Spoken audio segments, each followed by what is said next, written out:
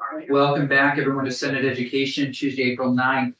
Welcome representatives. We are very happy that you can join us because for a number of reasons, but one of which is we did kind of a walkthrough at that St. James on Friday. Okay, great. Well, the problem was we didn't have the edited version. Yeah. So we did it in order to sort of get it off Yeah. our plate a little bit. Yeah. It was a good overview. Okay. I mean, there's still a lot of questions around, we're kind of popping back and forth. Yeah. So if you can kind of take us slowly through Okay. each section, just tell us a little bit why you wanted to do Okay. it, that kind of thing, I think would be a huge help. All right, so go through whole thing and start. I think it would be, Okay. we've Okay. given this about 5 minutes, so if you don't mind, Got it. thank you. House Ed is using the toolbox metaphor at every possible juncture this year. We're overusing it, so we're calling this a sort of like a messy garage shelf since it's miscellaneous ed bill with lots of different things in it. Section 1 through 4 pertain to adult ed. And these are essentially just enacting the work of the Adult Ed and Literacy Student Access Committee. I think Senator Krueger. She was, Yeah. and I think she had, So she- yeah. That was created through the budget last year. And so within these sections, in section 1, we're making several changes to the adult education statute in Title 16. Great. You want me to walk No, through that? no, no, just Got it, that, perfect. that's Okay. what you're saying is really Yeah. helpful, yeah, go ahead. So, Yeah. so there would only, in the end, if this bill passes, there would only be one program that Yeah. educates 16-year-olds to 20-year-old Yeah. students. Yes. So one replaces two. Correct. Yep. What we need to. Yep. Section 2. Oh, it's nice. Oh, yeah. There was a little conversation about that shift from 20 to 16. Line 11, who raised it, resident who was at least 20 compared to 16 years of age. Senator Weeks. And was that a recommendation out of the summer group? Yeah, it's because it's folding high school completion and adult education together. So high school completion used to deal with the younger cohort, and now it's creating one. Putting them into one category. Okay. So section 2 repeals the high school completion program. Got it. If that's being folded in. Section 3 refers to the funding changes that are being made in order to create this sort of or fold into one program. That was for us, there was a amendment by the House. So I guess it's here has passed now. House Appropriations Committee amended that. With their amendments in it. So we're looking at section, do you need a copy of So that? no, I have it, I Okay. have it. So we're looking at section 3, Yeah, and so the amendment is now folded in. education payments. So, yep. So this, the sort of formula on the top of page 3 for that, again, I think comes out of the recommendations of the advisory council. Student Access Committee. And what does it do exactly? Their amendment? So I'm just refreshing my memory because they Yep. presented that part on the floor. 40%. So 40% of the payment now for this new program will come from the ed fund and 60% from the general fund. That's what that will actually mean, dollars. In Rec Brady Yep. before that. Yep. It was what? High school completion was in the ed fund. Completely in the ed fund. Yeah. This is just showing a shift. Yep. Okay. And I somewhere the number, how much I used, so that was 1.9 last year. High school completion in the ed fund. Do you remember why, maybe Senator Hewlett, do you remember why the group wanted this shift or somebody from the working group over the summer, just to give some To boost to shift the ed from where to fund, what? to go 40-60 rather than 100%? Wasn't Well, our, Probably the focus. Because I think it's because of, and I'm gonna have to probably go back and reread some of the committee report, but I think it's because that. Because now the whole program in total is bigger, if it's both of these programs, and the adult ed was always sort of trying to Give some relief. keep on the kind of same trajectory-ish of money going in, here, but I'm not sure. If I'm saying that correctly, let's see, what,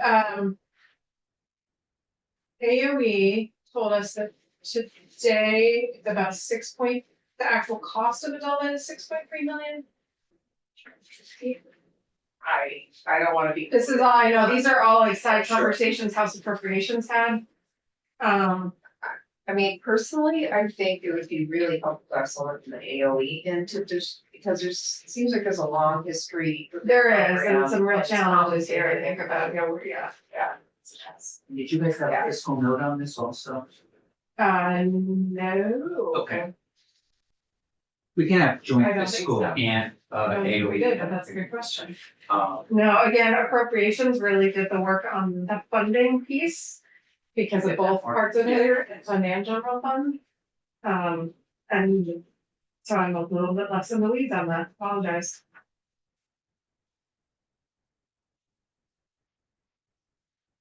But again, can you just give us the Yeah. genesis of that whole shift, that whole idea, if we get the question on the floor, adult ed, combining it with, what are we combining it with? I think part of it, if I remember correctly, it was to keep, well, 16-year-olds just, they just disappeared. They were all in together, keep them engaged in the education process. Well, Yeah, so do it. I mean, and I think Mary Catherine was on that. Yeah, you both So were. I think that both of us, what my understanding was that the numbers in the adult education program have been going down, which may have partially been due to COVID, that wasn't really clear. Along with that, there was a whole bunch of administrative burden placed on all of the parties involved, because it was a lot of filling out of paperwork and that piece was kind of like overwhelming the system in terms of time and money. And so there was this desire to figure out how to move forward with something that would provide an education to students who leave school for whatever reason, or for new Americans who come in at a different point in their lives. To make it viable, continue in a healthy way, but also make it more efficient and more cost effective and predictable. Predictability was another word that came in. So I think that's what we're trying to do here. Whether or not this is gonna succeed at that, I'm not sure. That's why I think we should maybe have the AOE and maybe join this one and speak more to it, because it just doesn't seem like exactly what I remember us deciding on. And the report, I don't know if it's been posted as maybe, that's pretty short, but the report you both worked on is helpful maybe to be posted with the bill as background into, what the proposed changes were coming out of that and why. So one of the things that would Yeah. do would be to combine and find some efficiencies in administration, ideally, because you're kind of, or I know. Yes, I'm not sure, I would say, I don't know that it's gonna be any fiscal efficiencies, like, I'm not sure that there's it might be sort of what is being. but no more where, siloing But I'm not right. those two in that work. Yeah. Okay. And was the initiative itself, and this might be for the summer group folks, was it AOE that pushed this? Or is it something that sort of evolved out of summer discussions? So the group was, so the couple of legislators, it was folks from the adult ed nonprofit, that I think there are 5 across the state. Yeah. 4 across the state, and the AOE. And BPS. Susanna Davis, who really helped Yes. oversee it Office as of well. Racial Equity, Yeah. Jessica Careless from Vermont AOE, Ian Martine. The executive director of the Central Vermont Adult Basic Education. And then Mike McGrady from BPA. Okay. That's right. Those are the versions. And I just linked this study, sent it to all of you in email just now. Oh, great. Thank you. So you can pull it up. Okay, that's helpful. So moving on to section 4. Yep. So section 4. strikes the high school completion program from the list of schools or programs that students must be enrolled in to be eligible for dual enrollment to reflect the repeal of high school completion program that are in section 2 of the bill. And then adds the new, what we're calling adult diploma program, that's the whole kind of both programs, to the eligibility list for participation in Right. dual enrollment, so. Language change to make things align. Great. Okay. Section 5. Is, This is community schools. yes. Keeping with our well overused tool and toolbox metaphor. We were thinking of this as sort of, according to Google, the most useful tool is a cordless drill or screwdriver, the most versatile. So this is perhaps that in the bill, and the community schools as a model of doing education may become, we're sort of, I think, on the cusp of figuring things out, a incredibly important and versatile tool within our schools. So, section 5 amends the Community Schools Act from 2021, which some of us were here for. And Representative Grace, are there, Yep. have those funds been depleted? Yes. Okay, so those. Largely, yes, Okay. yes, yep. So this is a funding mechanism to kind of keep that going. Yeah, so originally in 2021, it was a $10 million 3-year pilot program. Yep. With a lot of national research behind it and a really strong collaboration between AOE and the University of Vermont. There have been 5 schools and then their systems that have been part of this initial pilot. Hazen Union, Virgins Middle and Elementary, North Country Supervisory Union, White River Junction, I want to say middle school, but I have to double check. And Cabot, the Cabot School. And so this section 5 removes the requirement that funding ends in 2023 and makes funding under this program possible in future years, but it just leaves the program on the books. So if there were no funding, program still exists, but then it wouldn't happen without the funding. And remind me, Yep. it came up on Friday, but I don't remember. Is there $1 million in the budget? So, yes, so then in House passed budget has $1 million. yes, yep. To continue, it remains a competitive grant program, so nothing guarantees that if those 5 schools or districts where the funding is going, it would again remain competitive grant program, but we also added language in section, okay, so community schools. Under section 6, where the appropriation is, this was amended also by our House Appropriations Committee, so now on page 9. Right, The you had it at ASMAS? 1.9, right? I'm sorry, You had it at 1.9? it came out of appropriations at 1 million. Right. And as you will see, it came out of appropriations with an intent to provide some further information about kind of the model, because community schools are sort of holistic, doing social services, grading funding, sometimes co-locating state resources and agencies in the broader context of these sort of education challenges we're swimming in the state. There's been a lot of conversation in the field, certainly in the House, about our community schools, not physically the buildings, but the programmatic idea, sort of the way of the future.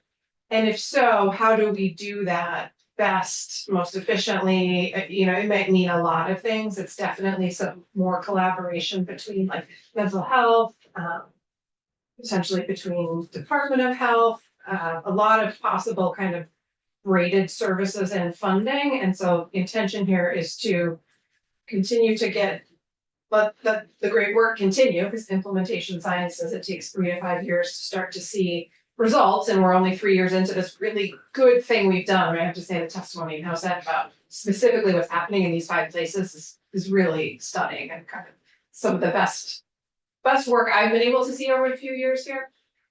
So not to just stop that once we're implementing something, and then to see, and for the AOE to help provide some more data about like if there is more of a sort of discussion around a community schools kind of model larger across our state. How do we do that well? What's it gonna take? Where's the personnel? How do you collaborate across agencies, funding sources, all that? So with the school. Yeah. That have been receiving the money. Yeah. For years. 3 years, they're in year 3. Okay. Yep.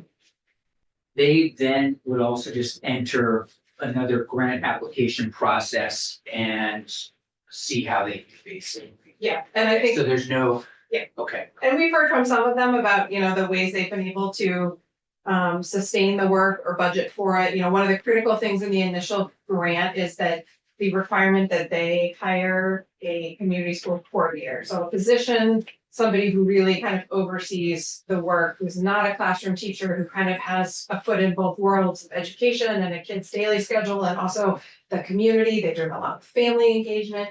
So some, I couldn't say off the top of my head of all 5. I know North Country has been able to, I think, maintain the community schools coordinator position in their next budget. Okay. Yeah. Senator Sheen, Senator. Thank you. This is a grammar question, but it might be for Ledge Council. I'm looking at page 5 going into page 6. And if I'm missing something obvious, someone just put this down, but under use of funding, it says recipient of funding under this act shall use the funding to if a needs and assets assessment has not been conducted within the prior 3 years and so on. And is that tying in correctly? It feels like, I think this is all coming from the initial It's sort of current Community law. Schools Right. Act of 24. right, I Yeah, get so that it's not current new, law. so it might not be beautiful current law, but correct. It just seems oddly structured. And, We're digging the It grammar. is. Yeah. It's Okay, not- just wanted to make sure. not gonna- No, you're right. The grammar. Okay, I We're just trying- wanted to flag it. Yeah. Maybe if we can. Okay. So otherwise. Anyways, that's all. Yes. Hi. At least it's not less than fewer. Right. Right, I know. Oh my goodness. Community schools, Mhm. do you see them at all working with or fitting into the BOCES structure? Because I kind of do. I'm just wondering if you all do, and if that's something that you thought about when you were doing this.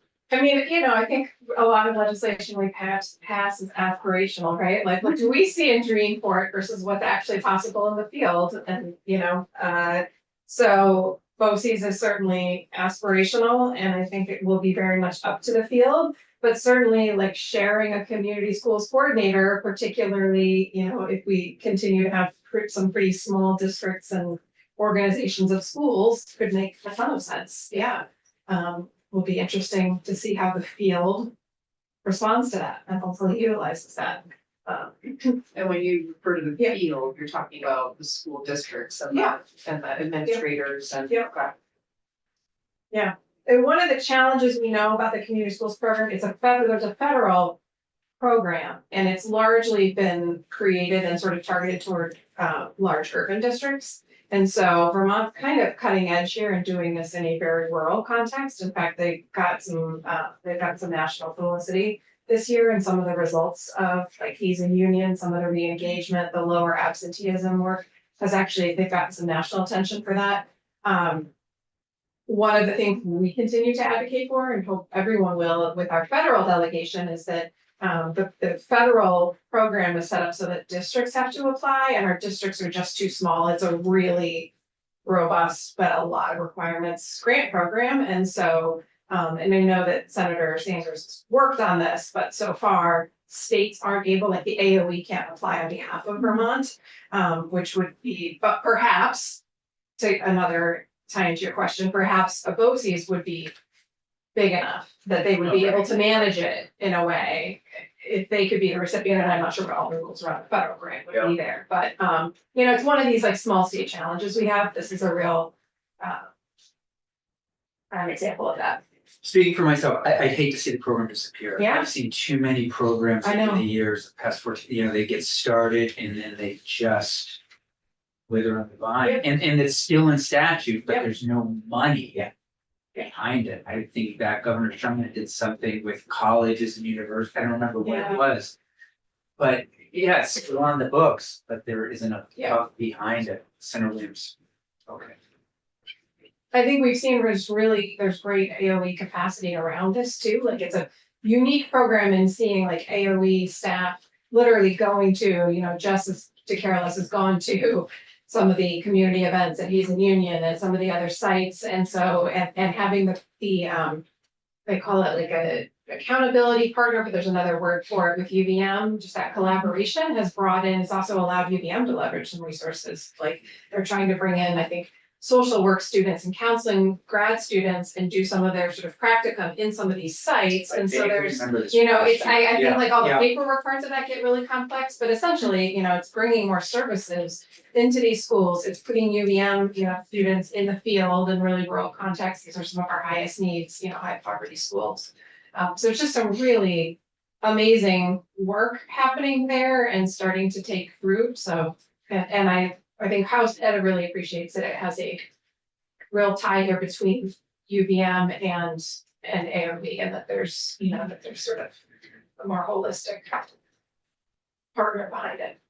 Yeah. But yeah, Yeah. I just wanna agree with my chair on this. I Yeah. think this is a really important program and I hope we can find a way to keep it going and Yeah. and support it financially. Cause a budget is a moral Yeah. document that sets our priorities and Yeah. this should be one of them. okay. Section 7.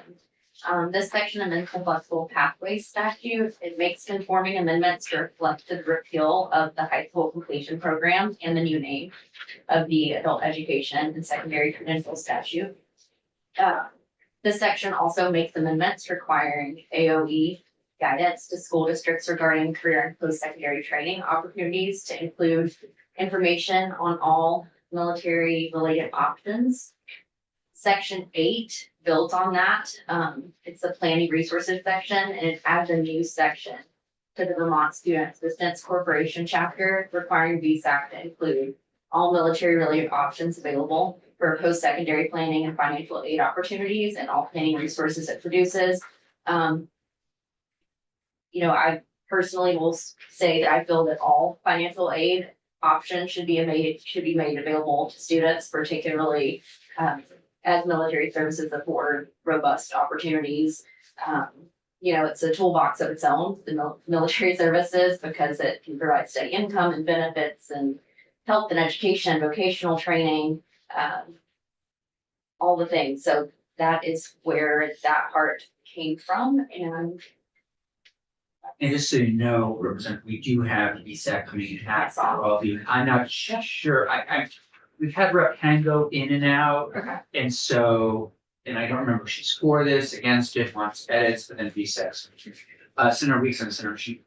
Yeah, just curious, based on your last comment, why didn't you change the language, or what was there not support to change the language to just basically all financial right, opportunity of all options as opposed to military related? Yeah, It seems vanilla enough that. this came out of the Veterans Caucus, the Yeah, idea no, for I get this, that. and it came out of us hearing that schools were often following things to the letter of law, but not the spirit of law when it came to this particular topic, ensuring that military-related options in particular were presented to students. So that's why it is very specific, because we heard that it needed to be to ensure that those options were made available for students to learn about. Senator Sheep. Thank you. So my question is more so geared to usage of the word all military related options and all planning resources. And the example that I raised, the last conversation we had was, if there's a student who is super focused on the sciences, really loves nuclear energy. I don't know that it makes sense that they get a whole stack of paperwork about how they can become an attorney in the military, or how they can go to flight school, or because there's tons of opportunities and options available, but I feel like there should be some relevance to what that student is trying to pursue generally. So those are my thoughts on it. What are your thoughts? I think because military, I mean, you can say JROTC, Civil Air Patrol, split training, which in split training, that's like Army National Guard, Coast Guard, Air Force, Space Force, like all of these things. It's not saying that they need to go home with back papers as War and Peace. It's just making sure that if they do have a specific interest, that is made available to them. Like that toolbox is there and it's fully loaded. So if they come in and they say, I want a hammer, great, here it is. Rather than, oh, we don't really know where that is. We don't really know what Space Force is or what being a JAG attorney is. It's just, again, making sure that if they want a tool, that it's in the toolbox and it's easily accessible. Okay. It's not saying that So- they have to go home with like every single military related option on their Okay. side. The reason I was asking is, at least with the way I was reading it, the corporation shall include information. What I was envisioning was, thank you, somebody who's working at VSAC, with this huge stack of paperwork saying, all right, here, half of this is about different MOSs and here's each educational opportunity that's included in each one. And then, the other half of these hundreds of pages are, all these other opportunities in the military. So as you're reading this, they're not required to provide military related options? I think they should probably have it on deck. But again, it's not something that they're going to have to create on their own. Like we've heard from Major General Knight, like this is not a new thing. Like the military has these resources already, so it's just making sure that VSAC has access to them or can direct them to where to find information. In my mind, that's the way that we talked about this. This is what I Would you be envision. more comfortable with the word relevant, all relevant? Is that what you're kind of? Well, I mean, really possibly, I think, Think about it. with the way you described it, I think that makes sense, but with what I was reading, the corporation shall include information. Again, I'm just envisioning somebody handing over this giant stack of paperwork saying, here are all of the options that we shall provide you, so. And you guys want to drop the toolbox analogy while you're in here? You're welcome to unless comments watching. We're working on it. We are dedicated. You are dedicated. Please. Quick question, did you take any negative testimony to this provision or any testimony from school districts that were not comfortable with this or anything like that? No? Okay. Just curious.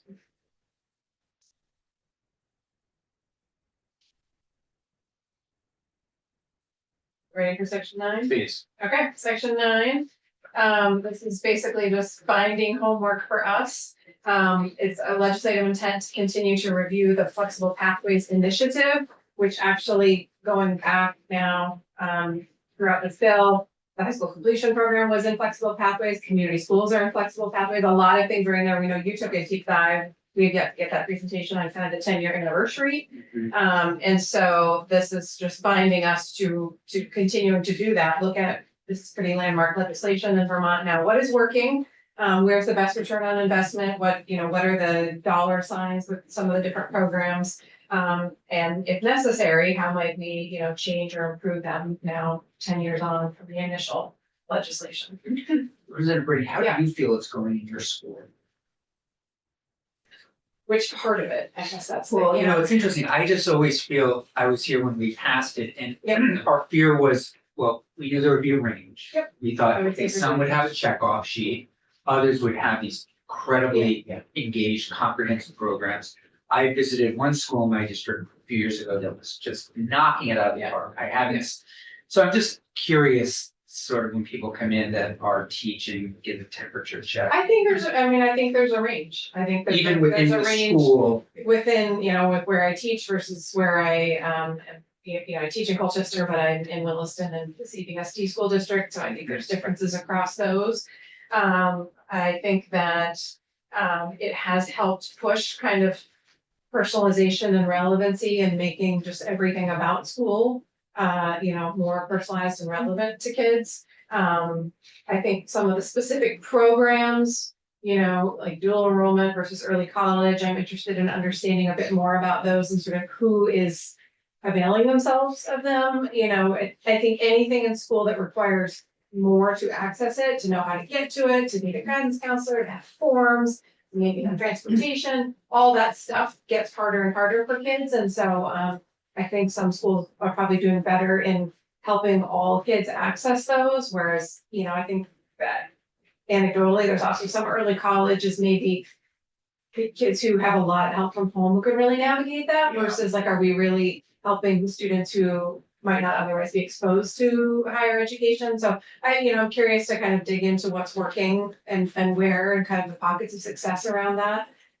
To ensure that, we're gonna use ed fund dollars for kids to get part of a college degree, philosophically for me, I hope that's, for first generation, for students who might not otherwise be able to access that we aren't necessarily just offsetting what was going to be somebody's first year of college anyway, and parents were gonna be able to pay for that, especially if we're talking about the K-12 ed fund of those dollars. So, I think on the whole, it's been pretty incredible, but I think it's, like PLPs, I think run a huge gamut, personalized learning plans, huge gamut in terms of, I think there's a philosophy, That's what I was. a culture of Yeah. personalized plans that has seeped in, Yeah, a physical documentation system. Yeah. Schools have so many systems, that like, I think there's only so many things you can layer, how many different, I think I have to go through like 4 portals on a daily basis in terms of like the attendance one, the grading one, email, in terms of all the different programs, what kids are accessing. I'm not sure, I think that's how PLPs look varies widely across the state. But I do think there's like a cultural thing about them that's seeped down that is generally positive. and And do we know if, Yeah. dropout rates decreased? I thought I we had don't- something I about don't that know off the last top of week. my head. Okay, I don't know what the Senator, here's correlation your hand is up. there, if there is one, yeah, Okay. That is, so. Yeah. The difference between section 9 and section 10 is pretty stark. it is. Section 10's got a real report. Section 9, I'm not really sure what it does. It's really just a kind of putting in statute to us, hey, remember, you should be going back and doing this. This is just, it's a little more than just putting it on the whiteboard of things we're writing in House Ed of things we want to do next year. This is trying to make it a bit more binding that we will continue to look at. I mean, to the chair's point earlier, I think we start a lot of really good things.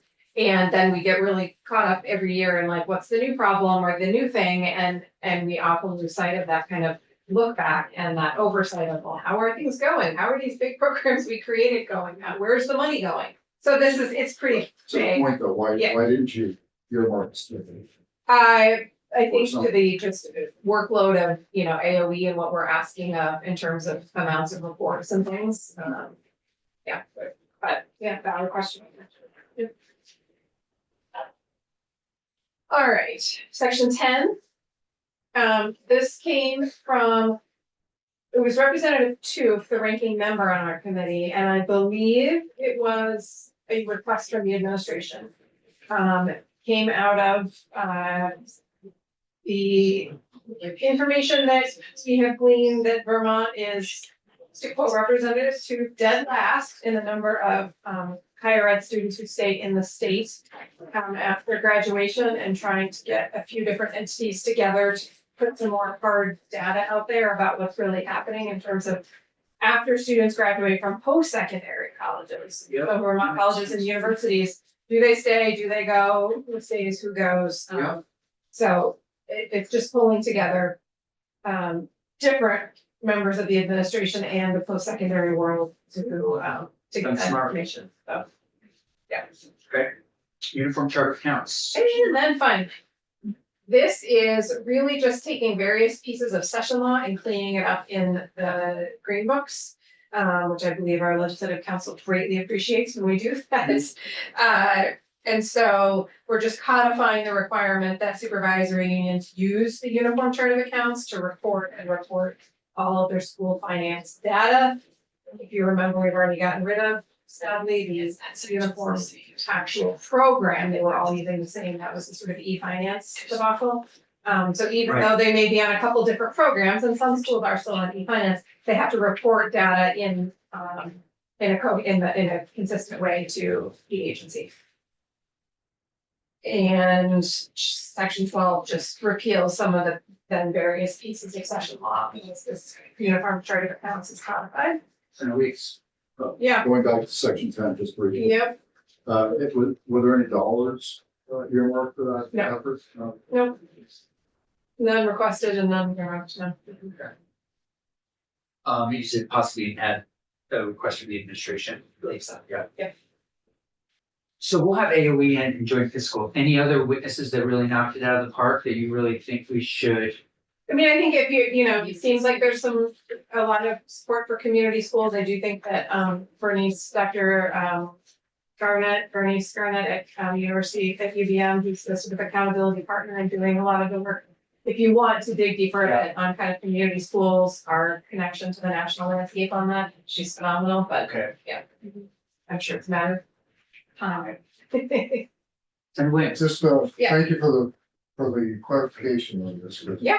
One of the things you talked about oversight and who specifically, other than just AOE is supposed to kind of shepherd this, Which part of it? the last part. Section 10, the study.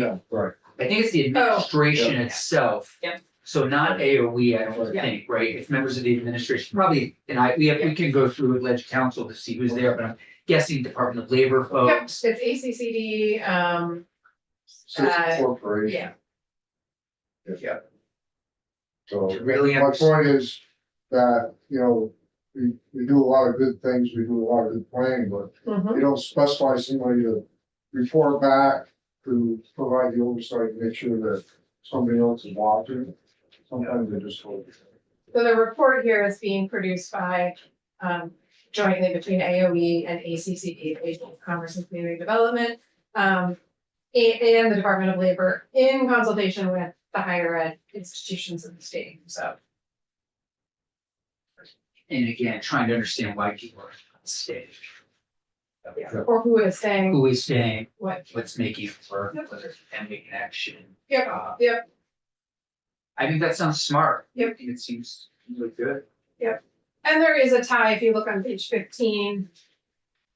The very bottom, small b, the sort of tying back to the goals of flexible pathways, this is the sort of tie back in to our K-12 system. I mean, I think one of the challenges we have with our higher ed systems kind of, it's basically operates sort of outside of any real part of our state government or system, and I think sometimes the connections K-12 to higher ed can be frustrating things given how small our state is, so. Thanks for all this clarification. Yeah. Really helpful. We will have AOE in, we'll have joint fiscal, and if you think of it, you mind emailing us the person that you know? Oh, sure, yeah, Bernice, yep. Bernice. Yep. She sounds great. She is, yep,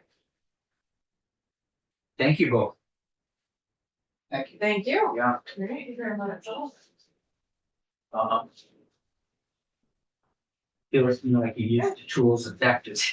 And that's. Thank you. For me, it's. They may not want to ever come back again. 2 minutes, we'll take a 2-minute break and then we'll hear from